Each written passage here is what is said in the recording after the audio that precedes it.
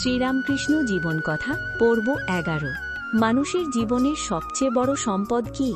টাকা, নাকি এমন এক ধন আছে যার কাছে জগতের সমস্ত ঐশ্বর্য তুচ্ছ? এই প্রশ্নের উত্তর নিজের জীবন দিয়েই আমাদের শিখিয়েছিলেন ঠাকুর শ্রীরামকৃষ্ণ।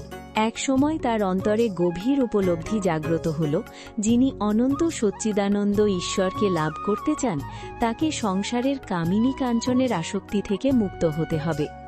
তিনি অনুভব করলেন, এই জগতের একমাত্র চিরন্তন আশ্রয় হলেন ঈশ্বর।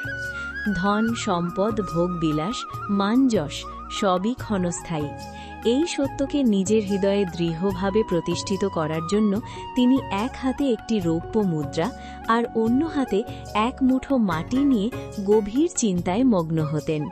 তিনি নিজের মনকে বোঝাতেন, টাকার দ্বারা অন্ন, বস্ত্র, বাড়ি, দান, পুণ্য, এমনকি তীর্থযাত্রাও করা যায়, কিন্তু এর দ্বারা সচ্চিদানন্দ ভগবানকে লাভ করা যায় না।